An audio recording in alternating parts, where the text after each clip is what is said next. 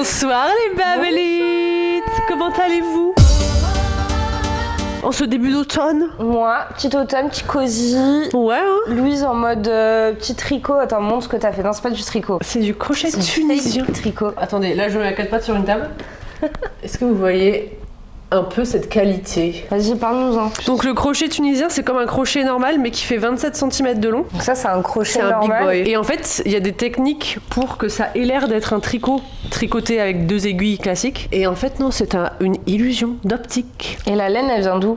La laine, elle vient de ressourcerie. T'as payé combien en gros? En gros, ça t'a coûté combien? En gros, ce gilet, il m'a coûté 1,50 €, je pense. Ah ouais, ça se trouve aussi peu cher la laine? Ouais. Putain, incroyable. Et Ouais, ça t'a pris combien de temps? Vingtaine d'heures, je pense. Ok. Elle dit Franchement, tout. branchez-vous, travaux manuels, branchez-vous tricot, crochet. En fait, il faut qu'on fasse une chaîne de tutos de crochet Ouais, je crois, at this hein. point. Je crois bien qu'on va faire Parce un que podcast, j'ai une copine là, parce que j'ai posté ça dans ma story l'autre jour. Et ma copine, malheureusement, qui ne regardera pas ça parce que elle parle que anglais. Mais bref, elle me dit meuf, fais-moi un tuto STP et tout. Ouais. Moi, faut que je m'y mette au crochet. Tu m'as trop inspiré et tout. Je suis Mais là, en genre. vrai, c'est clair. Moi, normalement, je vais faire un petit cours de crochet dans le café d'un pote là à Paris. Trop bien. Ouais, C'est vrai. Il faut que je me prépare, mais du coup c'est cool. Je vais un peu être timide, je crois, mais. Tu vas leur faire un truc spécifique ou juste genre les bases?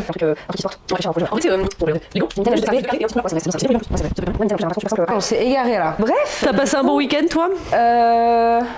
Qu'est-ce que j'ai fait ce week-end? Ah, mais on a été au musée en fait. Bah ouais, on était ensemble dimanche. Oui, c'est vrai, dimanche on était ensemble. On est allé voir l'expo naturiste du Mucem. C'était sympa. C'était fun. Moi, franchement, c'était assez fun. Mucem, quoi, c'est toujours. Ça reste un peu mid, mais ça va. C'était gratuit, premier dimanche du mois. Ouais, c'était cool. On a vu des gens tout nus. Eh, d'ailleurs, j'y ai laissé ma culotte. Ah putain! Mais c'est vrai? T'es rentrée dans le thème du nudisme? Ouais, grave. En fait, j'étais partie faire pipi au Mucem. Et je sais pas, genre, leur cuvette, chez les femmes en tout cas, les bords ils sont hyper larges en fait. Genre le toilet bowl il est hyper large. Et du coup, c'est bien un endroit typique pour que le pipi il s'amoncelle des autres gens avant, tu vois. Et ça me dégoûtait. Et du coup, j'ai fait la technique de je m'assois pas sur le toilette, je au-dessus, tu vois. Mais en fait, j'avais pas baissé ma culotte assez. Et du coup, ma culotte elle a trempé dans tout le pipi, elle a soak up tout le pipi qu'il y avait sur la cuvette. Et je m'en suis pas rendu compte avant de l'avoir remonté et d'avoir senti la fraîcheur dans mon dos, genre. Et j'ai compris tout de suite parce que le rebord de la cuvette était clean. Et du coup, j'ai même pas cherché qu'est-ce. J'ai enlevé ma culotte, je l'ai mise dans la poubelle et j'ai pris mon gel hydroalcoolique et j'ai frotté mon dos comme ça. Et du coup, voilà, j'étais zézette à l'air. pendant jusqu'au soir en fait, hein, jusqu'à 22h. Elle allait bien la zézette? Je me portais pas trop mal. Ouais, bah. Non, heureusement c'était un jean un peu large parce qu'en skinny ça m'aurait peut-être fait des petites brûlures. Mais en plus, c'est le même jean qui s'était troué la dernière fois. Imagine, il se serait retroué. Ah ouais, non, là j'aurais laissé passer une muqueuse. Putain, mais c'est fou. Et ils savent pas, Pull&Bear, qu'ils ont créé un truc aussi important avec ce jean. T'as dû aller le racheter. Elle avait ce même jean. Elle l'a trouvé au cul quand on était à Lille. Et elle l'a recommandé sur Vinted. Et là, maintenant, elle a mis sa fouf à l'air dedans. Ouais. Donc il y a une vraie histoire très intime avec cette jean. Ah, c'est bon. Putain, je suis en train de me dire, est-ce que je l'ai lavé quand je l'ai reçu de vite? Oui, I did.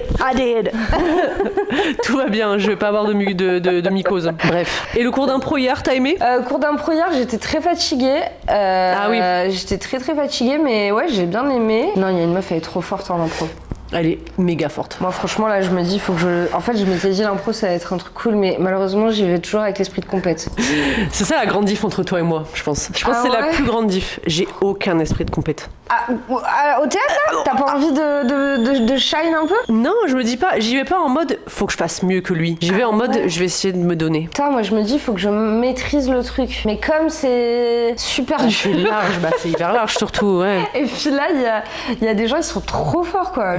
En fait, là, hier, j'étais tellement fatiguée, j'étais juste en mode, je veux aller voir un spectacle. Oui. C'est pour ça, à chaque exercice, j'y allais en première.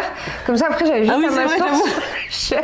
Et à enjoy the show, genre. Ouais, enjoy the show. Mais ouais, la meuf en question, en fait, en plus j'ai regardé Les Visiteurs hier, mais elle a la même tête quasiment, très similaire à Valérie Lemercier en bourgeoisie dans Les Visiteurs. Et du coup, elle fait extrêmement bien la bourgeoise. Elle fait trop bien la bourgeoise, elle fait trop bien l'enfant, elle fait trop bien. Elle fait quoi? Il y a la meuf spirituelle en mode yoga. Ah oui, grave. Elle fait tout. Ah ouais, elle sait tout faire. Elle est trop forte. Franchement, elle me termine. Et en plus, quand on lui a parlé, elle est super timide, super réservée. C'est vrai qu'elle est super réservée et qu'on croirait pas qu'elle ait ça en elle. C'est ça qui est beau avec les arts performatifs. C'est les gens qui nous surprennent en fait. Grave, mais nous, il faut qu'on surprenne encore plus. Moi, je vais créer des personnages là, parce que je manque de personnages, j'ai pas un bon registre. On va pas faire la pain bêche. Ouais, j'avoue. Ouais. Mais du coup, ouais, le théâtre, c'était cool. Ok, bah écoutez, on va passer directement sur les petites histoires. Allez, hein. Tu peux y aller en prime, ça. C'est moi qui commence d'habitude. Tu sais, mon petit bébé là. Ah ouais, j'adore. D'habitude, les élèves aiment trop, surtout les filles forcément. Et là, aujourd'hui, j'ai des élèves qui étaient offensés. Ah, parce qu'on a des petites fesses? Ouais. Parce que c'était un bébé nu. Et je leur dis, mais c'est un bébé, c'est pas grave quoi. Bah ouais. Et après, je leur dis, c'est comme les chérubins et tout, ils sont toujours représentés comme tout nus. Enfin, bon, bref. Suis-je le trou de balle d'avoir refusé de ne pas mettre des vêtements de fille dans la valise de mon fils quand il va chez ses grands-parents? Je, femme de 31 ans, mets et ai toujours mis les vêtements que l'on me donne ou que j'achète d'occasion à mon fils de 2 ans. Il m'arrive donc de lui mettre des vêtements de fille, sans que cela ne soit non plus des robes ou des jupes. En gros, ça peut être des shorts courts, des pulls à paillettes, des pantalons colorés. Je considère que personne n'en a rien à faire de savoir si c'est censé être porté par un garçon ou une fille, tant que le vêtement est joli, et bien souvent les rayons filles ont plus de choix de couleurs, formes et types d'habits. De plus, mon fils a les cheveux longs, cheveux longs et il arrive selon sa coiffure que je lui mette une barrette pour pas qu'il ait les cheveux dans les yeux. Il est vrai que souvent les gens le prennent pour une fille mais ça me dérange pas. J'ajoute qu'il y a vaguement une pensée féministe / non genrée. J'aimerais que mon garçon soit élevé dans une idée d'égalité des sexes. Autant pour les femmes qu'il croisera dans la vie que pour lui afin qu'il puisse assumer tous les désirs, émotions ou activités qui lui plairaient. Ce week-end, mon fils était seul chez ses grands-parents et quand nous sommes revenus le chercher, ma belle-mère a dit à mon mari qu'elle aimerait avoir des habits de garçon dans la valise quand il vient chez eux. Il n'a pas vraiment répondu. J'ai réfléchi dans la soirée, je me suis dit que c'était inapproprié de la part de mes beaux-parents de me dire que sa garde-robe ne leur convenait pas. Tant que celle-ci était adaptée à sa taille et à la saison, je ne vois pas pourquoi ils auraient leur mot à dire. Le lendemain, mon beau-père nous en reparle à table. Je suis de nature assez arrangeante, mais là, comme ça touche un point sensible pour moi et que j'y avais réfléchi la veille, j'ai répondu à mon beau-père que je n'étais pas d'accord et que je mettrais dans la valise les habits que j'aurai sous la main au moment de l'affaire et qui seront adéquats pour le temps qu'il fera. Comme mon beau-père s'énerve très vite, et je pense qu'il n'a pas trop l'habitude qu'on lui dise non, il s'est évidemment énervé. Il a notamment laissé entendre que si c'était comme ça, ils auraient un propre stock d'habits à lui mettre quand il viendrait. Ce qui m'a énervé parce que c'est vraiment nier mon avis et mettre mon fils dans un conflit de loyauté. Mon mari a essayé d'argumenter mais mon beau-père ne voulait plus rien entendre et moi je n'ai rien ajouté. Je suis parfaitement d'accord pour leur maison, leurs règles quand cela concerne la politesse et les interdits, mais je trouve que pour les vêtements cela va un peu loin. J'ai ensuite expliqué à mon mari que de mon côté, j'essayais justement de ne pas voir les habits comme pour filles ou garçons et donc pourquoi j'aurais à faire ce tri en faisant la valise pour chez eux. J'ai aussi peur qu'aujourd'hui ce soit les habits et demain les cheveux et plus tard, pleurer c'est pour les filles, soit un homme, enfin, ainsi de suite. Mon mari a dit qu'il fallait bien que je fasse un compromis, sinon quoi, on verra plus mes parents. Je lui ai dit que dans le pire des cas, on pourrait toujours les voir mais sans laisser notre fils seul avec eux. Bien évidemment, ce n'est même pas une solution que j'envisage, je trouverais ça complètement débile que pour une histoire de vêtements, mon fils n'ait pas la relation qu'il pourrait avoir avec ses grands-parents, mais mon mari m'a dit que son père lui avait posé un ultimatum. Bref, vous trouvez que j'ai eu tort de ne pas céder sur cette bête histoire de vêtements et qu'il n'est pas si étrange que des grands-parents puissent avoir un avis sur la garde-robe de leur petit-fils. Et les commentaires étaient très partagés sur cette histoire. Ah ouais? Ouais, j'attends de voir ton opinion. Bah moi je pars du principe que un enfant c'est un enfant en fait. Enfin genre t'as le droit de vouloir mettre du rose à ta fille ou de vouloir mettre du bleu à ton garçon, mais entre deux c'est parfaitement ok aussi. Enfin je veux dire, pourquoi est-ce qu'on a besoin d'imposer une fémininité ou une masculinité via des couleurs arbitraires à des enfants qui ont encore rien demandé, tu vois? La saleté de gauchiste, c'est moi. Mais ouais, en fait je pense que je suis clairement du côté de la mère et je trouve qu'elle a même une réaction mature que j'aurais pas forcément eu. Ouais. Parce que moi j'aurais dit mais nique ta race, ma belle-mère de merde là, c'est mon gosse, tu vois. Ouais. Okay. Je sais pas pourquoi il y a des beaux-parents, des grands-parents ou pas forcément des grands-parents, mais peu importe, quelqu'un de la famille qui a l'impression d'avoir autorité sur l'enfant, qui se croit légitime pour te donner des conseils. C'est même pas donner des conseils, imposer des choses à un enfant qui n'est pas le leur. Enfin, je sais pas. Moi ça m'a toujours gêné en fait ce truc de genrer au maximum un enfant. Les mamans qui se vexent quand tu dis oh il est trop mignon alors que c'est une trop mignonne, tu vois, enfin stop en fait, stop, arrêtez. Ça a pas de genre, ça a pas été encore sociabilisé en fait. Bien sûr. Les grands-parents ils veulent à tout prix instaurer leur normalité et mais je pense forcer la mère à sociabiliser l'enfant, quoi. Bien sûr, et surtout, je pense que c'est parce que c'est un garçon. Ah bah oui. Il faut que ce soit un homme, tu vois. Ouais, mais... Pas qu'il nous tourne gay, celui-ci, pour pas dire le gros mot qu'il dirait, tu vois. C'est ça. Elle prévoit en plus ce que ça va devenir, quoi. Parce que ça Mais devient... elle a raison, carrément. Et c'est ça aussi, en fait, voilà, c'est quand ils ont un petit bout de contrôle, ils se disent, bon, bah là, c'est bon, on a réussi à instaurer ce pouvoir-là, maintenant, on va aller jusqu'au bout, en fait. Donc, ouais. Et genre. Qui ont décidé de comment tu l'éduques, en fait, c'est ça, quoi. Bah, bien sûr, bien sûr. Et même, tu vois, genre, je vois beaucoup de mamans sur Insta ou sur TikTok, truc de ma For You page qui tombe de temps en temps, qui disent, j'ai laissé pousser les cheveux de mon petit garçon depuis qu'il est petit, et là, aujourd'hui, il a 6 ans, il me demande de couper ses cheveux, bah, je lui coupe ses cheveux. Ouais, c'est ça. Ouais, c'est à la charge de ton enfant de décider à quoi il veut ressembler. Mais quand il a 2 ans, enfin bon, il faut juste l'habiller, quoi. Bah, c'est ça. Et elle dit un truc très pertinent, c'est que bah, je mets les vêtements en fonction de ce qui est propre et de ce qui est adapté au temps. Mais c'est ça. Mais en plus, mais moi, je pense que je serais exactement comme elle. J'ai pas envie de dépenser des sous pour des vêtements, non, surtout qu'ils grandissent. Après, si les grands-parents ils veulent acheter des habits, bah achetez des habits dans ce cas-là. Bah, c'est clair. Dire, ok, bah ayez votre stock de vêtements. Sauf qu'effectivement, il y a un conflit. Mais en fait, ce qui est dommage, c'est que tu dois t'ostraciser en fait quand tu fais des choix comme ça qui, en plus, c'est même pas un choix, parce que justement, c'est un non-choix. Bah oui. Bah ça t'ostracise, genre tu risques, tu prends le risque de plus avoir de famille. Ça, c'est clair que ce qu'ils veulent imposer à l'enfant, là, c'est pas pour le bien de l'enfant, c'est pour eux en fait qui font ça. Oui. C'est pour avoir le grappin, c'est pour pouvoir instaurer ce truc de masculinité chez un enfant de, je sais pas quel âge il a, le 2 petit, ans. 2 ans. Et 2 ans, c'est minuscule. Il vient d'arriver, quoi. Ouais, tu vois, ça a genre, pas de genre. Mais en fait, l'hétéronormativité, c'est dégoûtant parce qu'ils mettent des trucs sur des enfants.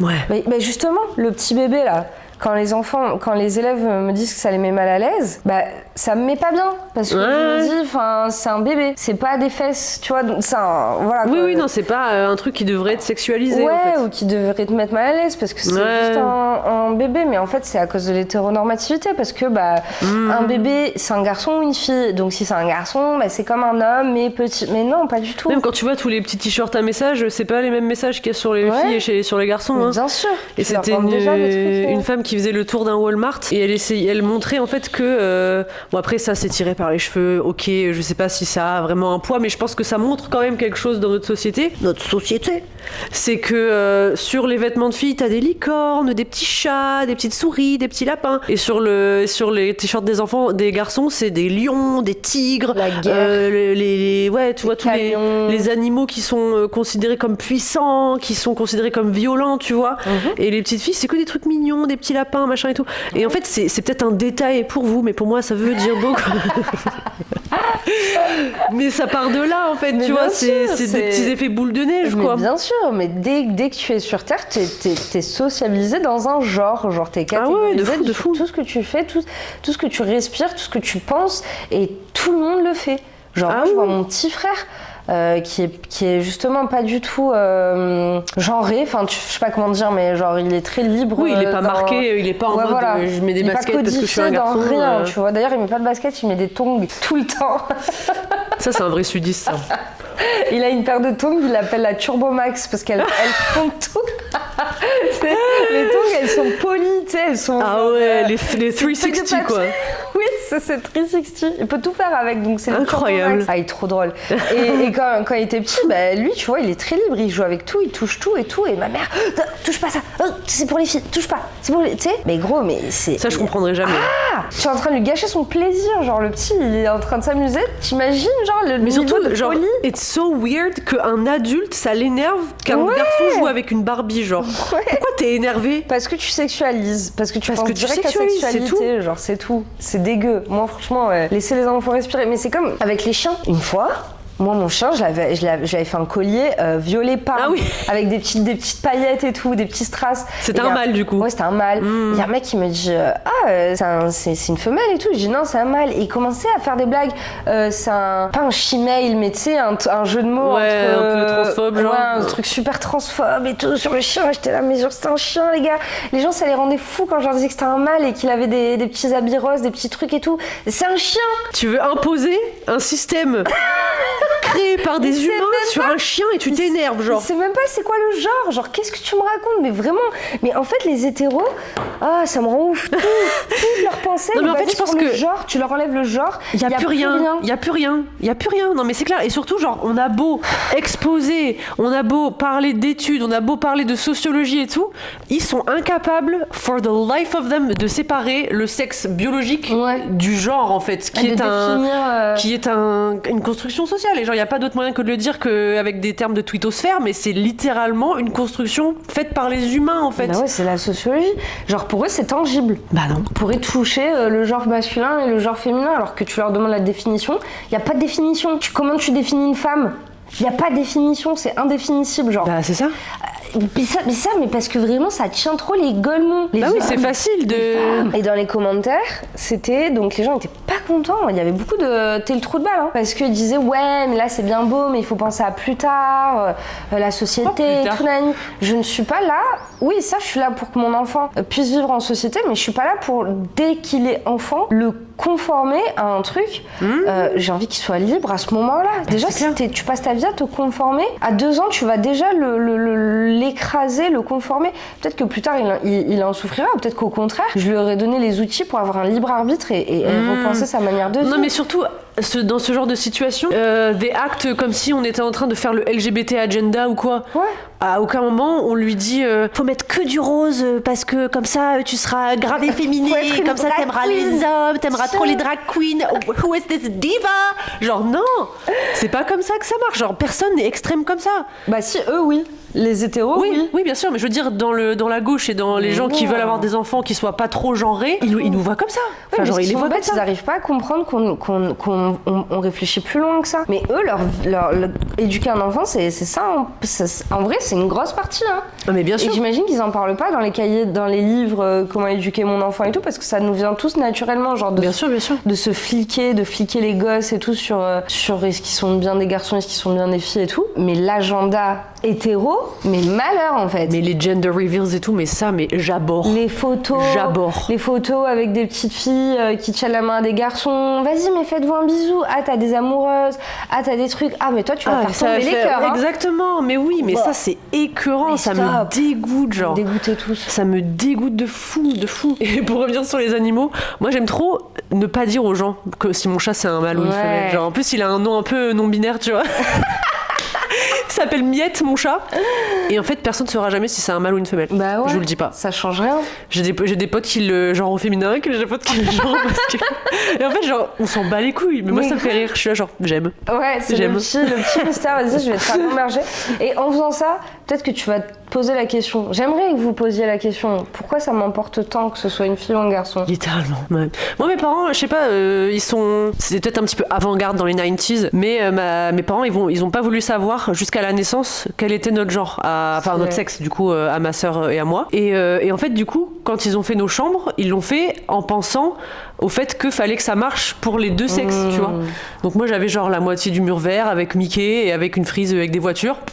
Et ma sœur, elle avait genre des nounours bleus et un petit peu de rose, tu vois. Elle avait les deux. Trop bien. Et ça, je trouve que, enfin, je vais pas dire ça nous a fait une construction machin, mais genre, j'ai quand même été un peu ce qu'on dirait garçon manqué, parce qu'en fait, j'ai l'impression que mes parents, en tout cas, ils m'ont jamais forcé à jouer au Barbie, ils m'ont jamais forcé à faire des trucs de fifi, tu Oui. vois. Et même carrément, je me rappelle, j'avais une copine, chez elle, elle avait que des poupées, et je me rappelle, j'étais là genre, mais pourquoi elle a pas genre de Lego ou de trucs un peu plus garçon, tu vois, mais bon, je le conscientisais pas comme ça à l'époque. Et ouais, il y avait des copines, dès qu'elles demandaient autre chose qu'un truc de fifi, les parents ils disaient non, quoi. Ouais, mais c'est terrible. Mais en même temps, ça me fait penser à un truc qu'en même temps, les parents ont pas trop d'efforts à faire parce que de toute façon, dès qu'on met un pied dans le vrai monde, on est réduit à notre oui, non, condition de mais c'est femme et on est directement socialisé pour être des femmes, quoi. Donc, alors qu'un homme, c'est la hantise ultime, c'est qu'il soit c'est d'être gay. efféminé, quoi. Ouais.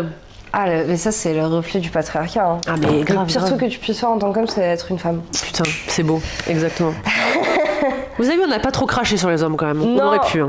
On aurait pu. On n'a jamais parlé de gender studies. Non, c'est vrai qu'on n'a pas trop parlé de ça. Bah voilà, vous avez un autre aspect de notre gauchisme. Exactement. Alors, histoire numéro 2. Suis-je le trou de balle pour avoir affiché sur internet la célébrité préférée de ma fille, car ladite célébrité était méchante. Ma fille et moi étions récemment en vacances. Nous avons passé la journée dans une zone connue pour avoir beaucoup de personnes riches et célèbres. Et vers la fin de la journée, nous avons vu l'une des célébrités préférées de ma fille, que nous appellerons A, sortir d'un magasin. Ma fille a couru vers le magasin, mais quand elle s'est approchée de A, elle a été arrêtée par la sécurité de A. Ils ont dit que A était là avec sa fille pour l'anniversaire de celle-ci et qu'elle voulait se concentrer sur sa fille. Ma fille était très déçue car elle est fan de A depuis longtemps. Alors, elle a réessayé de prendre une photo, mais elle a été renvoyée. Ma fille était anéantie. Alors, plus tard dans la nuit, j'ai fait un post parlant de mon expérience avec A. Comment elle ne laissait personne s'approcher d'elle et de sa fille, le fait que sa sécurité était impolie et qu'elle n'était pas disposée à s'arrêter quelques secondes pour une photo. Je comprends que c'est l'anniversaire de sa fille, mais une interaction d'1 minute avec une fan ne va pas gâcher sa journée. Et si c'est le cas, cette fille doit apprendre que le monde ne tourne pas autour d'elle. Le post a suscité beaucoup d'attention et beaucoup de gens ont dit que ma fille et moi étions des privilégiés d'attendre que A interrompe l'anniversaire de sa fille pour tous ceux qui veulent une photo. Mon mari aussi a vu le post et a dit qu'il ne pouvait pas croire que je critiquais A pour avoir essayé de passer une journée avec sa fille. Je ne cherche pas à la critiquer pour passer du temps avec sa fille, mais elle ne serait pas là où elle est sans ses fans, donc je pense qu'elle leur doit au moins de prendre des photos.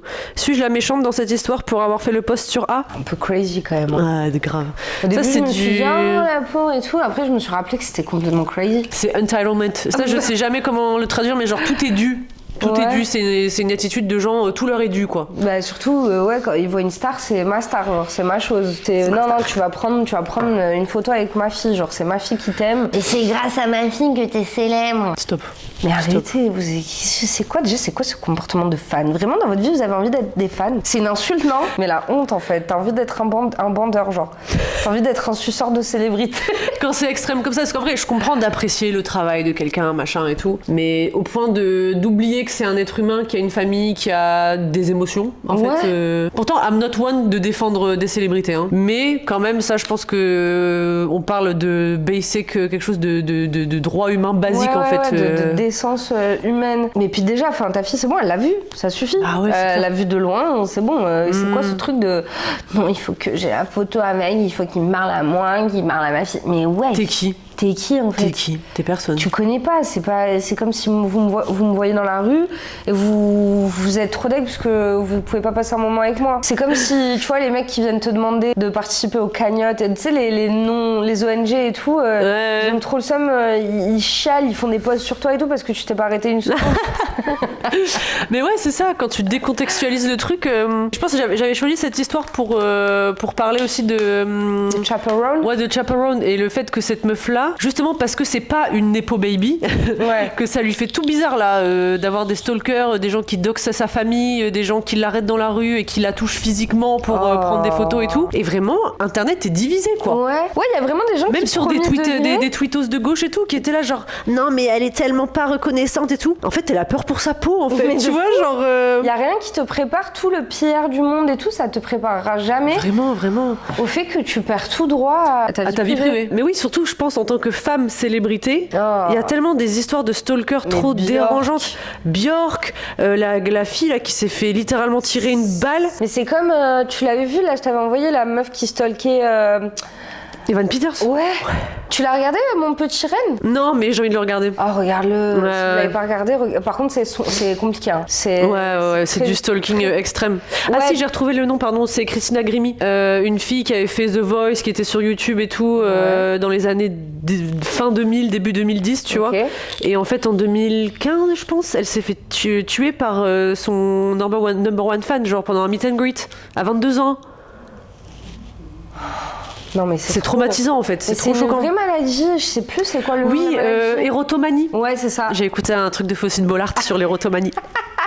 Faustine Mac, oui. Bah, c'est exactement, bon là c'est pas aussi poussé, mais c'est un peu ça, on leur a donné l'accès à la vie privée de quelqu'un et on s'accapare ces gens-là comme si ils étaient juste là pour... c'est les fous du roi en fait. Mais oui, et surtout je trouve que t'as utilisé un mot intéressant, c'est accaparer, et surtout ce fait de c'est grâce à moi que t'es connue, c'est grâce à moi que t'as des sous. Karen. Mais non, en fait, c'est pas grâce à toi, genre. C'est pas parce que tu as vu la télé que ça y est. Ouais, puis là vraiment son move, c'est un move de Karen en mode, tu sais, c'est la meuf qui sort d'une boutique en disant je regarderai plus jamais ici. Je vais l'afficher. Bah ok, qu'est-ce que tu veux? Ça va rien changer en fait. C'est clair. Weird. Et j'avais vu un mec sur TikTok qui répondait à ce truc de Chaperone là quand elle disait que vous êtes trop bizarre, arrêtez de me suivre dans la rue, genre je peux plus le supporter en fait, vous me faites peur, tu vois. Parce que du coup il y a plein de gens qui étaient contre Chaperone, qui disaient qu'elle était ungrateful, que voilà, machin et tout. Et en fait c'était un mec lambda, genre un daron, tu vois. Et il racontait une histoire, il disait il y a une quinzaine d'années, il a joué dans des publicités pour un service internet, tu vois. C'est un peu comme si c'était le mec de Carglass, entre guillemets, parce qu'il était comme un personnage récurrent dans plusieurs publicités et tout. Et il dit, à ce moindre niveau de célébrité, t'as des gens qui venaient le voir dans les restos quand il était avec sa famille ou quand il était dans un bus ou quoi, et qui vraiment le prenaient comme ça en mode ah mon pote, et qui disaient la punchline de la pub et qui prenaient des photos et tout. Il dit, à mon moindre niveau de célébrité, j'en ai souffert. Alors imagine. Mais c'est horrible. Ouais, et il dit en plus, en tant qu'homme, je risquais pas autant qu'une femme, tu vois. Oui, parce que c'est ça, tu tapes tous les fous du bus qui sont.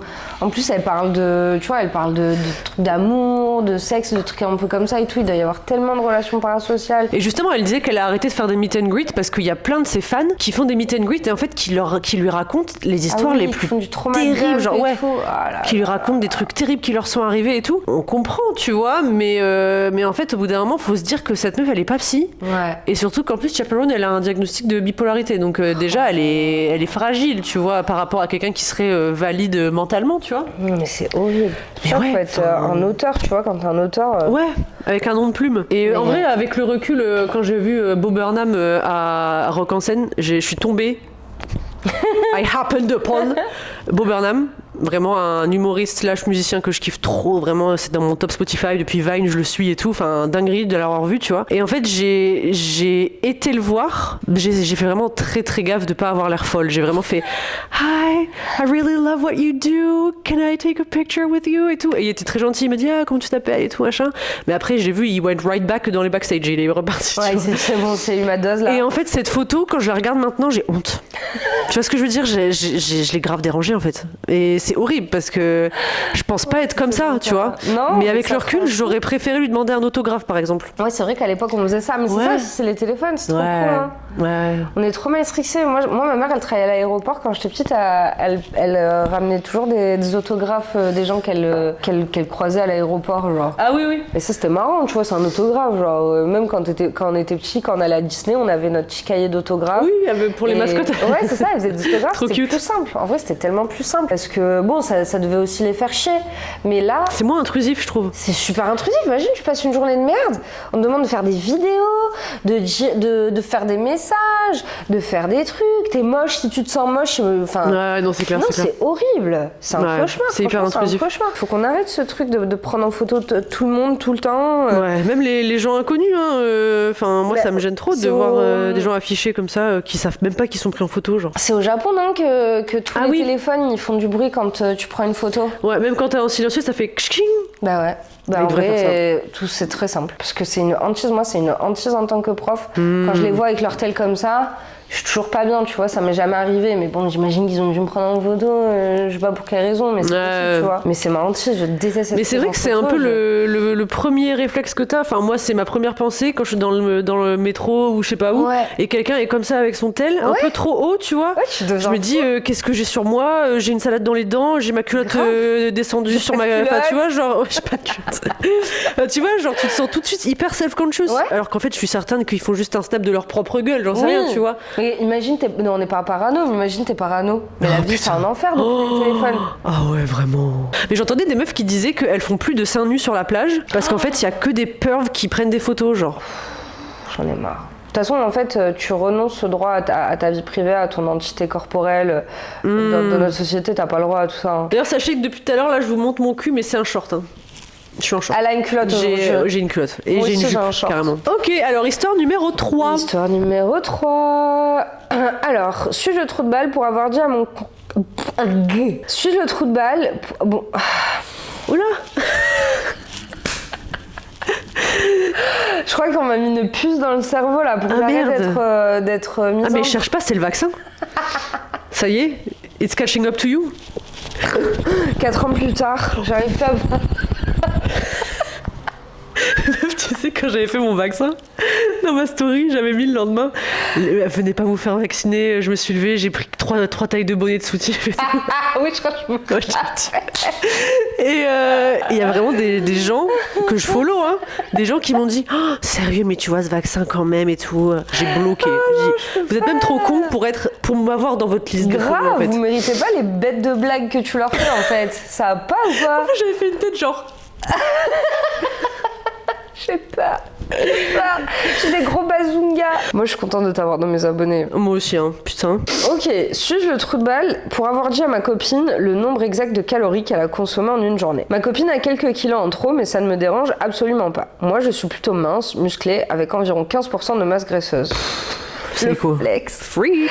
J'avais 18 kilos de plus avant et j'ai réussi à perdre ce poids assez facilement. Ma copine se plaint souvent de son poids et de son corps. Je lui dis toujours que je la trouve attirante pour plein de raisons qui n'ont rien à voir avec son apparence et que ça ne me fait ni chaud ni froid qu'elle grossisse ou maigrisse. Un jour, elle a décidé qu'elle voulait perdre du poids. Je lui ai proposé de l'aider, mais dès que je lui faisais des remarques sur ce qu'elle pouvait améliorer, elle s'énervait. Elle ne perd toujours pas de poids et elle dit même avoir pris quelques kilos en plus. Je lui ai demandé ce qu'elle mangeait précisément dans une journée. Elle m'a répondu qu'elle mangeait sainement. Donc elle devrait théoriquement perdre du poids. J'ai douté de ça, ce qui a amené une dispute. Je lui ai proposé de passer une journée ensemble pour voir ce qu'elle mange réellement. Elle a accepté, mais à la condition que je ne fasse aucun commentaire pendant ses repas. J'ai accepté. À la fin de la journée, elle avait mangé une tartine à l'avocat d'environ 400 calories, un café à 110 calories, une salade de chez Chick-fil-A qui faisait dans les 800 calories avec des frites pour récompenser la salade et un burrito végétarien de 500 calories. En plus, elle avait grignoté un peu tout au long de la journée. Au total, elle avait consommé 2200 calories. Le soir, je lui ai expliqué tout ça. Je lui ai dit, texto, que la quantité de calories qu'elle avait consommée correspondait à ce que moi, je dois manger pour maintenir mon poids, sachant que je fais 12 cm de plus qu'elle, que je pèse 9 kg de plus et que je suis très actif. Donc en mangeant comme ça, elle risquait de continuer à prendre du poids. J'ai ajouté que manger sainement ne garantit pas forcément une perte de poids. Elle s'est vraiment mise en colère, disant que je ne faisais que la rabaisser et que je l'aidais pas. J'ai répondu que j'essayais juste de l'aider, mais elle n'a rien voulu entendre. Suis-je le trou de balle? Mais quel bâtard. Quel freak. Trop chelou, genre. Franchement, il me l'aurait raconté en personne, j'aurais été comme ça. Recule, back up. En fait, ce qui est drôle avec toutes ces histoires, c'est que tu te dis comment il s'est pas rendu compte à la fin de son message, tu vois, en rédigeant le truc, qu'il était fou. Ah, vraiment? Parce que là, c'est le message d'un fou. Il y a trop de chiffres déjà pour que tu sois exactement. pas. J'ai rien que la première phrase, hein, la phrase d'accroche, elle est wild. Hein. Ouais. Elle est plus grosse que moi, je sais pas quoi, mais ça ne me dérange pas. Ouais. Mais tu l'as noté, cependant. Tu l'as noté qu'elle est plus grosse que toi. Enfin, ouais, tu vois, genre, ouais. Non, qu'elle a du poids à perdre ou je sais pas quoi. Après, alors moi, c'est ma hot take. Vas-y. Moi, j'ai un souci, c'est que je prends du poids hyper facilement et qu'à chaque fois que je suis avec un mec, je prends 2 fois plus vite du poids. Je grossis, je balloune, genre vraiment je balloune. Et moi, j'aimerais que mon mec me dise là t'as trop mangé, tu vois, là tu fais trop. Parce qu'en fait, j'ai un problème, c'est que je me retrouve avec des mecs qui sont des feeders. Mais c'est vraiment vrai. Je dis pas. C'est vraiment vrai. Genre, moi, ils vont te commander des burritos, ils vont te demander de le manger en soutif pour que ça coule sur toi et tout. Genre. Quand même non, pas. je rigole.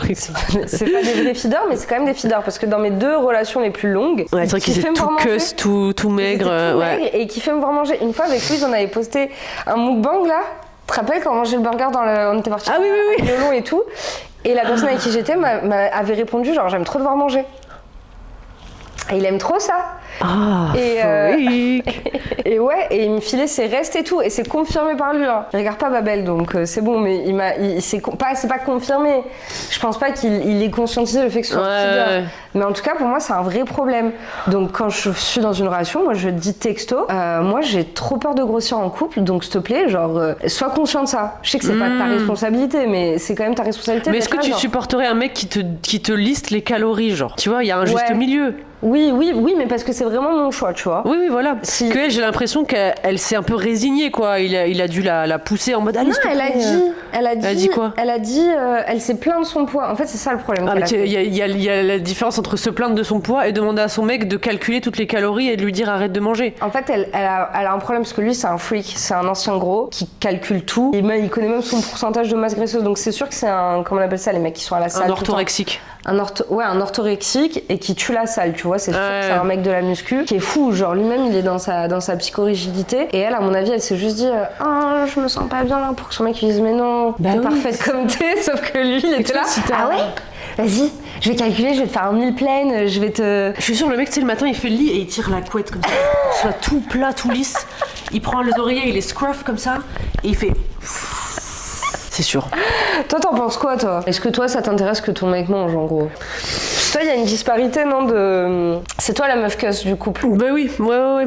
Ah non, moi, ça m'intéresse pas ce que mon mec mange. Ouais, toi, ce que ton mec mange, ça te regarde pas, quoi? Non, ça me regarde pas. Pas en mode la quantité, ou genre les calories, ou je sais pas quoi, genre... bizarre, à aucun moment, je vais commencer... Mon mec, c'est un gazpachoman, il peut boire 3 canettes en un jour, enfin bref. Désolée. Donc oui, il a des petites manies alimentaires, mais comme moi aussi, hein. Moi, je mange des trucs, il doit cringer aussi, tu vois. Moi, je fais mon régime de skinny legend, c'est-à-dire je mange tout ce qui est tubulaire et long. Donc vrai. des saucisses, des frites, des ficellos, des baguettes. Mais en plus de ça, vous mangez pas en même temps souvent. Non, on mange pas en même temps. Mais en Déjà, fait, ça enlève un truc. ouais, parce qu'en fait, on n'a pas du tout les mêmes goûts quoi. alimentaires et on n'a pas non plus les mêmes schedules, tu vois. Donc c'est impossible pour nous. En fait, genre vraiment, it's none of my business, tu vois. Ouais, C'est même comme pas ça que au je le milieu vois. du couple en fait votre truc. Non, parce qu'à un moment même, il est allé beaucoup à la salle et tout. Et à aucun moment, j'étais là en mode, t'as pas été à la salle aujourd'hui? À moins qu'ils me disent, shame-moi si je ne vais pas à la salle, tu vois. Et moi dans le truc. Même ça, j'aurais du mal en vrai. J'aurais du mal. Ouais, c'est pas dans le, c'est pas dans le programme quoi du couple. Non, franchement, ça rentre pas du tout en compte dans notre couple. Ouais, moi je pense que c'est ça le problème, c'est que la bouffe ça rentre vachement en compte quand je suis dans une relation quoi. C'est que j'aime bien faire à manger pour la personne. Oui, j'aime bien sûr. Manger dehors, aller au resto, commander machin, un truc. C'est ça mon problème. Et c'est jamais vraiment exactement la même chose qu'on mange lui et moi. Déjà en quantité forcément, quand t'as un mec qui fait 1m95, je peux pas suivre quoi. Ouais, c'est peut-être pour ça aussi que t'as enlevé la nourriture de l'équation parce que si c'est ton rôle de faire attention à ce qu'il mange, ses courses, lui faire parce ses que repas. le pauvre, quand je l'ai emmené faire du camping là cet été avec mes parents. Et mes parents, c'est pas des gros mangeurs, surtout quand il fait chaud. Alors mon père, quand il fait 27 degrés, pour lui, il fait étouffant, tu vois. Et quand il fait étouffant, il va manger une tomate, un quignon de pain avec de la rillette et c'est tout, tu vois. Et du coup, je pense qu'il a quand même dû souffrir du fait qu'on n'a pas beaucoup mangé pendant cette semaine-là. Mais bon, voilà, il a rien dit, tu vois. Mais ouais, non, je pense que déjà, enfin, tout ce qui est au niveau de l'alimentation, je trouve que c'est tellement personnel et profond. Même quand t'as pas de eating disorder, quand t'as pas de souci avec la bouffe, tu vois. Moi, j'aurais du mal à supporter que quelqu'un commente ce que je bouffe. Encore moins qu'on me donne les chiffres, genre qu'on me sorte un tableau Excel, je fais 12 cm de plus que toi, machin et tout. Parce que lui, il a ses propres soucis, mais le truc de feeder, là, moi, En fait, j'ai une obsession avec Amber Lynn Reid depuis, 7 ans, je crois, que je suis obsédée par ça, par cette femme. Et là, en fait, elle s'est mise avec une meuf qui est une feeder. Et en fait, cette meuf-là, les gens, ils ont fait leurs fouilles et tout sur Internet. Et en fait, donc Amber Lynn, elle fait genre à peu près, combien elle fait? 300 kilos, tu vois. Et en fait, on fait des fouilles sur cette meuf, et il s'avère que cette meuf, c'est une vraie feeder, déjà, et que son ex-copine, elle est morte d'obésité quoi. Mais c'était des vrais feeders et genre elle dit, et Amber Lynn, tu vois, elle s'est fait attraper les pieds dans le plat et elle dit non mais en fait elle faisait ça pour faire de l'argent et tout, sauf qu'ils ont trouvé sur les forums, tu sais les deux là, le couple de feeders, elle postait des photos et tout, les gens ils étaient trop fans, on adore, on voudrait trop payer pour en avoir plus, faites un OnlyFans s'il vous plaît et tout, et elle disait non on fait pas d'OnlyFans, on fait ça pour le plaisir et tout, on veut pas faire ça pour l'argent. Donc c'est tellement insidieux, mais vraiment le monde des feeders, moi ça me fascinera toujours. Comment la sexualité. Il y en a une là récemment qui commence à popper sur TikTok, c'est une meuf toute jeune, genre elle doit avoir 20 ans. Elle a pris du poids mais à vue d'œil depuis cet été, genre. Elle mange elle boit les boissons gazeuses comme ça là d'une traite. Elle boit les pots de sauce. Et en fait au début déjà faut s'asseoir. Il faut savoir que cette meuf-là, j'ai pas son nom, donc ça sert un peu à rien que j'en parle en vrai. Mais en gros, genre, elle a été élevée végétarienne et tout. Hein. C'est un petit truc cutie, son nom, genre, c'est pas. Ouais, je sais plus c'est quoi son blaze, mais bref. Et ouais, elle tombe vraiment dans le feederism. Et pareil, il y a eu des traces écrites sur des forums et tout, des gens qui ont envoyé un message sur Insta en mode si je te commande ça, tu peux le manger en faisant tomber de la sauce sur ton nombril, machin et tout, et le poster sur TikTok. Et elle le fait. Et elle se fait payer, genre. C'est dur de pas king shamer dans ces cas-là. Non, mais là, il faut king shamer parce que en fait, ce truc-là avec le feeder, c'est que c'est trop public, quoi. Ils postent sur YouTube et tout. Enfin, ils se font doublement des sous. Ah, mais bien sûr. Avec leur feeder et après avec les gens qui regardent sur YouTube, les pauvres qui comprennent même pas qui sont en train de regarder du. Mais bien sûr, qui croient que c'est des mukbang alors qu'en fait c'est clairement du fetish content. Il y en a une autre aussi là, une chauve. Une meuf asiatique avec les cheveux rasés. Et en fait, elle carrément, genre, dernière vidéo que j'ai vue d'elle, elle avait, frère, un burrito, un truc comme as, genre, épais et tout, et elle fait tomber la sauce et tout, et elle est toute mince. Et je pense que c'est ça aussi qui fait croire que c'est ok en fait, parce que t'as des meufs rigolo, genre. Et en plus, je suis sûre qu'elle croque, elle fait. Oui, maintenant les prises, c'est obligé. Maintenant, ils se détruisent pas vraiment la santé. Moi, j'aime pas. Moi, j'ai vraiment envie qu'ils crèvent. Et limite, c'est ça sert à rien de point it out parce que c'est quand même nocif, tu vois. Enfin, mais ouais, le fétiche content non déguisé sur les réseaux, c'est intéressant aussi. Peut-être on en parlera un autre jour. Ouais, j'avoue. Histoire numéro 4. Let's go. Alors, suis-je le trou de balle d'avoir insulté un ami d'enfant privilégié classiste? Oh, attends, un ami d'enfant privilégié? Ami d'enfance ou un ami d'enfant? Non, alors attends. Suis-je le trou de balle d'avoir insulté mon ami d'enfants privilégiés classistes. Okay. Suis-je le trou de balle d'avoir interpellé mon ami après qu'il ait dit que je ne méritais pas d'entrer dans une université du top 25 ? Nous sommes aux États-Unis. Un ami, entre guillemets, à moi est assez riche. Son père était un joueur de football professionnel et il a eu une entreprise extrêmement prospère. Il est entré dans une université notoirement coûteuse mais pas nécessairement très rigoureuse. Moi par contre, je suis allée dans une université publique pour des raisons financières et je suis rentrée dans une excellente école, bien meilleure que celle que j'aurais intégrée si j'étais sortie directement du lycée. Il s'est toujours considéré comme supérieur aux autres dans notre groupe d'amis parce que ses parents étaient des multimillionnaires et il a déjà critiqué des gens qui vont dans les universités publiques. Il n'était pas très intelligent, mais l'argent et les connexions vous mènent très loin dans la vie. Ses frais de scolarité sont de $60 000 par an, plus son appartement qui coûte presque $2 000 par mois. Mais rien de tout cela n'est payé par lui-même. Il a été accepté à l'école et on lui a dit qu'il serait admis sous condition s'il acceptait d'être en probation académique. En gros, ça veut dire que aux États-Unis, le système c'est t'es pris dans l'école, mais t'as pas des bons résultats. Tu vires. Et donc voilà, tu vires en gros. Okay. Notre groupe traînait ensemble et après avoir découvert que j'avais été accepté dans une grande université publique, il a dit ça ne compte pas vraiment et tu ne serais pas un bon fit. Bien sûr, je me suis fâchée et je lui ai dit la seule raison pour laquelle tu es entré dans cette école, c'est que tes parents ont de l'argent. Tu critiques continuellement les gens qui vont dans des universités publiques juste parce que tu es en probation académique, ça ne veut pas dire que tout le monde est aussi stupide que toi. Nous étions amis depuis 4 ans et depuis cette situation, nous n'avons pas parlé. D'autres dans le groupe m'ont dit de lui présenter des excuses, mais je sens que je n'ai pas tort. Non. Qu'est-ce qu'il veut, lui? Ouais, c'est clair. Non, mais la honte. Mais ça aussi, la honte. Truc de méritocratie, là. Non, mais... T'imagines, t'es fier de toi parce que ton père t'a fait rentrer dans l'école, mais la honte. Grave. Gros nul. Loser. Déjà, en tant que bon français, l'université à $60 000. Mais la blague. Trop nul pour aller travailler dans un bureau après. Enfin, moi, franchement, si un jour on me donne tout cet argent-là, mes enfants ils travaillent pas. Franchement, je vais pas m'emmerder à leur payer l'université. Mais ça aussi, c'est genre.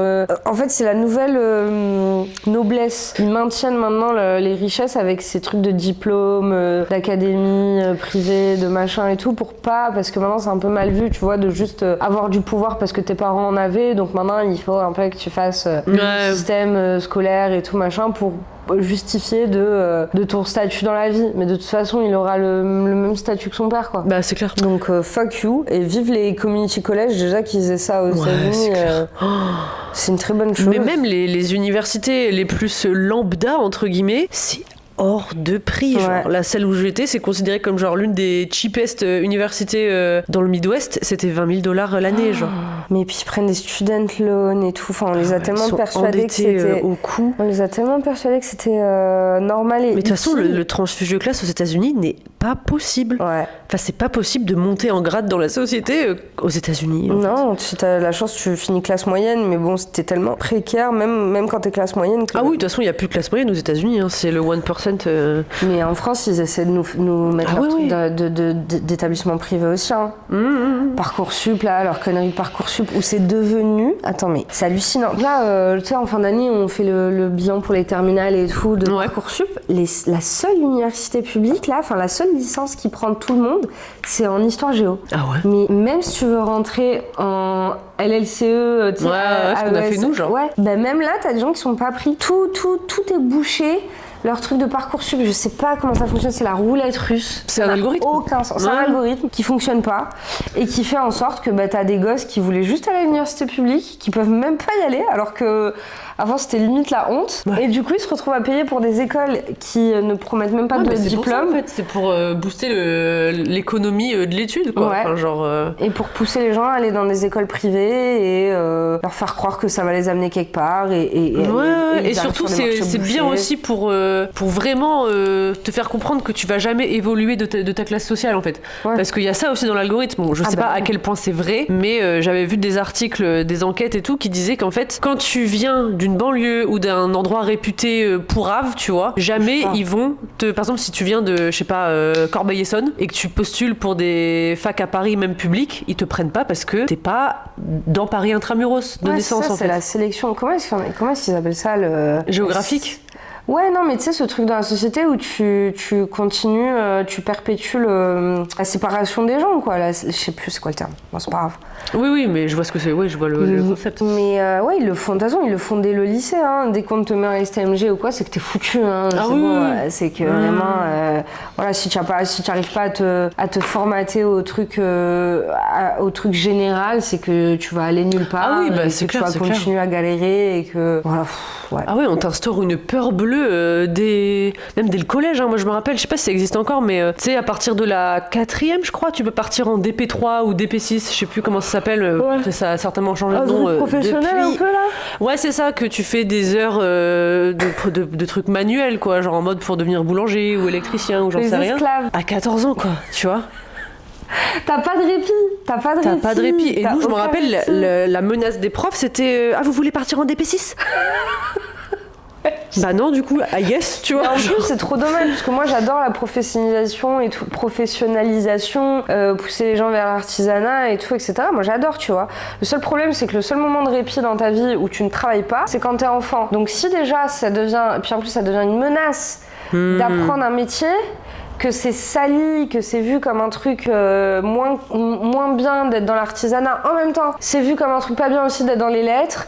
En même temps, on peut pas tous être ingénieurs en fait. Mais c'est ça en fait, le seul truc qui est valorisé, c'est être dans les maths, dans les sciences, dans les machins, parce que nous aussi on est des branleurs. Ceux qui font des tafs super durs, de l'artisanat et tout, ils sont vus comme des même dans les professions médicales, mais entre guillemets basses, considérées comme basses, genre auxiliaire de vie, ou bien puéricultrice, ou bien, enfin tu vois. Aussi, tu vois. Ouais, il y a de ça aussi. Mais c'est aussi genre t'aurais pu être médecin, mais tu ne l'es pas, tu vois. Ouais, c'est ça, il y a qu'un seul. Du coup, t'essuies le cul des vieux, genre, tu vois. Comme si c'était pas important, genre. Ouais, et puis comme si on allait.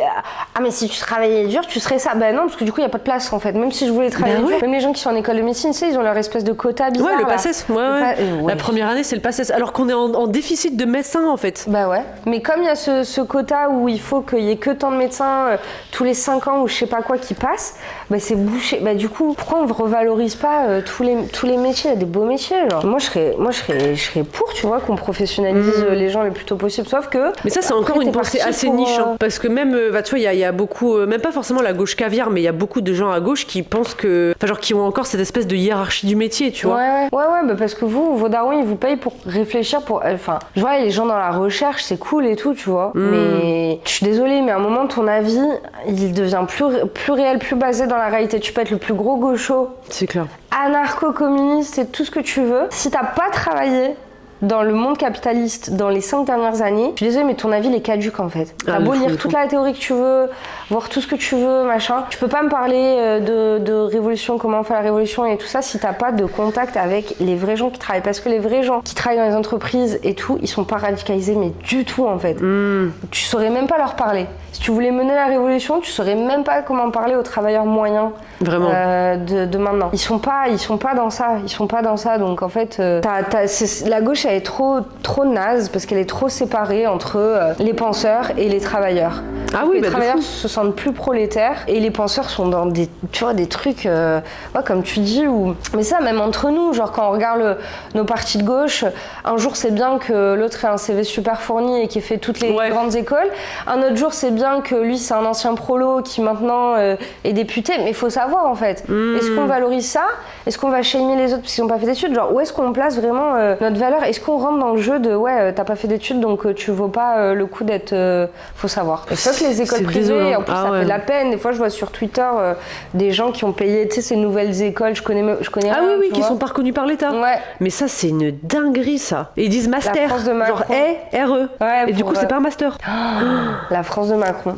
Oh putain. Et après qui galèrent, qui font du dropshipping. Bravo la Startup Nation, hein. Putain. C'est un cauchemar. Pour nous ouvrir des shops de céréales à volonté là, c'est bon. Leur truc c'est de voir là où il n'y a pas encore 50 000 déclinaisons. Ouais, déclinaisons d'un truc où tu sais par exemple, genre le lien entre les agences de livraison et les restaurants, il faut créer un entre-deux, puis un autre entre-deux entre les deux entre-deux et puis un autre...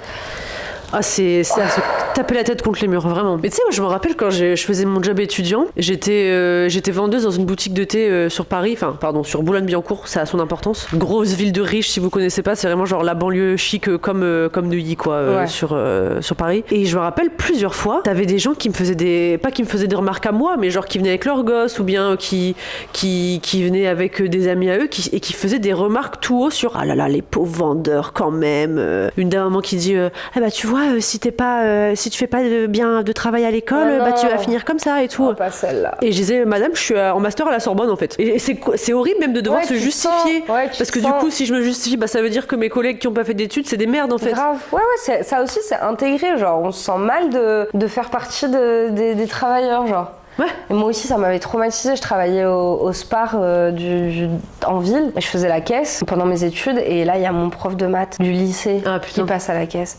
Et en fait, au lycée, en seconde, en gros, je me suis fait... Il voulait même pas que je redouble parce que j'avais genre pas la moyenne nulle part. Parce que, c'est ça le période de ma vie, tu vois. Et en fait, ce prof de maths, je dormais tout le temps en cours, tu sais, j'étais cheatée tout le temps en fumette et tout, je dormais tout le temps. Il m'avait envoyé à l'infirmerie, enfin bref, je m'étais mis dans la merde. Et là, il est là. Et je me dis, putain, non. Ça veut dire, tu sais, ça remet tout, là, tout ce truc de t'arriveras à rien, tu vas jamais réussir et tout, machin. Et je me suis pareil, le premier truc que je lui ai dit, c'est je suis en train de faire mes études, je vais être prof, je suis en licence, je vais finir ma licence et tout. Le mec, il s'en bat les couilles, hein. Clairement, il a rien à foutre, hein. Mais moi, ça m'avait mis un tel stress de passer pour une caissière. Alors que c'est stylé d'être une caissière, t'as pas de responsabilité, tu vas au taf, c'est la planque.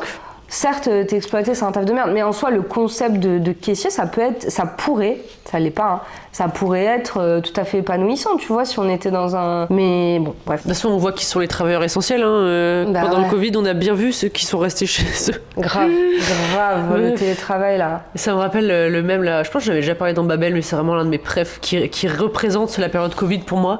C'est un mec dans une mascotte et qui dit « How the fuck am I an essential worker ?» tu vois. Genre, je sais pas, ça devait être certainement un Chuck E. Cheese. Oui, c'est ça, c'est le Chuck E. Cheese. Ouais, bref, je vous mettrai le même. Mais vraiment, c'était exactement meuf. J'avais l'impression que ce mec, en postant ce même, il a créé un mouvement philosophique en fait. Il rentre dans les rangs des grands philosophes théoriciens du concept du travail en fait.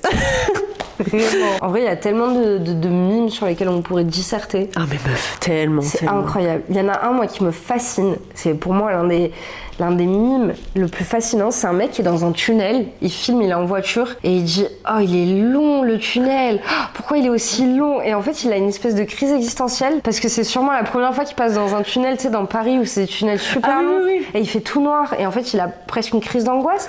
Et t'as l'impression que le temps s'arrête, et qu'il a une réalisation, tu sais, qui se voit traverser un tunnel. Bref, c'est juste une vidéo comme ça. Mais en fait, il y a tellement de trucs incroyables sur Internet. Ouais, vraiment. Et comme tu dis, il y a des mecs qui font des petites remarques. Mais en fait, c'est pas des petites remarques, genre. Non. Ils remettent enfin, il y a une prise de conscience. Il y a toute son existence qui s'est réduite à ce moment, à cette photo. Vraiment. Pourquoi je suis un travailleur essentiel? Pourquoi je suis dans un costume? Je suis sortie de chez moi pour enfiler ce costume Pour sauver la vie à qui en fait? Grave. Pour faire en pleine pandémie, dans un pays où il n'y a pas l'état-providence, genre. Incroyable. J'adore. Ouais. C'était... Ouais, un peu plus péchu cette fois. Ah ouais, oh là là. Franchement, voilà. Je pense qu'on peut conclure en disant les pays occidentaux, on est juste des pays du tiers-monde avec une ceinture Gucci. Oh, c'est tout. Beau. Ça, c'est aussi un mème internet. Un tweet. Ok. Il disait pour les US, mais je pense que pour tous les pays occidentaux, c'est ça. Je pense que les US, c'est l'extrême, mais on n'est pas bien loin derrière, quoi. Ouais, mais nous, de toute façon, les pays bien touchés par la globalisation. Je pense que les seuls pays qui gardent un peu une essence de pays. Ils sont colonisés. Ouais, ils sont colonisés. Ou alors, tu sais, ce qui est Balkans, la Russie et tout, je trouve ils sont pas tout à fait globalisés. Ils ont encore un. Dans les campagnes, ouais. Ouais, ils ont encore même en Chine attache. Et tout. Ouais, en Chine. Moi, la Chine. Franchement, je pense que c'est un des pays vraiment que je veux faire, tu vois. Il y a une attache encore à la culture que nous, on n'a plus, en fait. Nous, on est juste dans la globalisation totale. Oui, mais complètement. On saurait pas définir ce que c'est la culture française. Genre, c'est vraiment... Ce que j'aime trop, en ce moment, j'arrête pas d'avoir des TikTok comme ça. C'est genre des gens qui prennent en photo des trucs représentatifs du capitalisme ou genre de l'urbanisme, surtout du capitalisme. Et je suis tombée sur un, c'est genre plan de campagne corps. Et genre, Je te l'ai envoyé tout à l'heure. Ah, c'est vrai. C'est vraiment genre plan de campagne, c'est genre le gros zone commerciale au nord de Marseille, tu vois, où tout le monde va le samedi pour aller à Primark à la Farfouille, y compris nous, hein, clairement. Et ouais, c'est vraiment juste une photo de ça avec genre plan de campagne corps. Et la petite musique. On va faire du shopping le mercredi après-midi. Mais moi, ça m'a mis un sacré coup, hein, parce que les photos, elles datent d'il y a 15 ans. Oui, c'est ça. Ouais. Et moi, mon enfance, c'était tous les dimanches après une campagne avec ma mère. Et ça, c'est fou parce que moi, c'est pareil, mais genre avec une ville idem. Ah mais ouais, j'insiste, une ville zone industrielle à côté de Lille qui s'appelle Anglo, centre commercial, genre zone commerciale Anglo, et c'est pareil, c'est plan de campagne. Alors qu'il y a quand même la Méditerranée et la mer du Nord, tu vois. On est censé ne pas se comprendre en fait dans la culture à la base, tu vois. Bah, c'est ça qui nous rapproche. Et ouais, c'est ça. En fait, c'est pour Mais ça c'est qu'on parce a qu'on a, globalisé. on a effacé la culture des régions aussi. Grave. Pas d'un côté royaliste, hein. Attention. Non, mais... D'un côté, des fuck la régions, globalisation en fait. Ouais. Parce que comment ça se fait qu'à 1000 km d'écart, On mangeait la même chose. on mange la même chose, on était à achète Quick. la même chose. Ouais. Ouais, Quick, Peut-être j'aime la pas. globalisation. Ouais, moi non plus. Moi aussi. Bon, fait que tout ça, nous, on est dedans. Hein. Ouais. Et d'ailleurs, si vous venez d'autres parties de France, mettez en commentaire Votre zone commerciale votre zone commerciale dans votre commune ou dans votre métropole, et s'il vous votre plaît. commande Quick aussi. Je sais qu'on a des Bordelais qui regardent, des Parisiens, bon Paris évidemment, des gens de Strasbourg. Il y a certainement une zone commerciale à Strasbourg comme ça, pas loin, genre à Toutenheim par exemple, je ne sais pas. Mais dites-le nous dans les commentaires, ça m'intéresse énormément d'un point de vue sociologique. Ouais, on va aller chercher des photos et essayer de comparer un peu si en tout cas. C'est ça. Je pense le truc de signaling que c'est une zone commerciale, c'est le Kiabi. Hein. Ah, c'est vrai. Le Kiabi, c'était l'emblème. C'est le plus gros qu'il y a eu Kiabi. C'est vrai, putain. Il y avait pas un truc, une meuf de Kiabi qui a détourné 10 millions d'euros et tout là? Je sais pas. Si, il y a un truc de fou comme ça. Bref. Bah écoutez, Franchement, je me sens. Ouais, On n'était pas un peu en mode Dany Eraz ce soir. J'allais dire ça. Je me sens un peu Dany Erazes. Ouais, grave. C'est qui Dany, c'est qui Bah c'est toi Dany, tu as la coupe. J'ai la coupe au bol. D'ailleurs, si vous regardez pas Dany Eraz et que vous aimez Babel, regardez Dany Eraz. Ouais, de fou. D-A-N-Y and Raz, R-A-Z. Sur C'est les Twitch. best. Franchement, Ouais, c'est vraiment. les mecs de gauche les plus. Ils vont vous radicaliser. Ils vont vous radicaliser, ils vulgarisent trop bien Ouais. le truc, ils sont pas barbants, ils sont trop drôles. Et franchement, moi, mon rêve, ce serait un jour de passer sur Twitch. Ah, mais grave. Et de pouvoir Avec faire Dany des Eraz. reacts. Bon, allez, les Babélites. Bye. Love ya. Bye. Tu peux la mettre la musique allemande, là, non?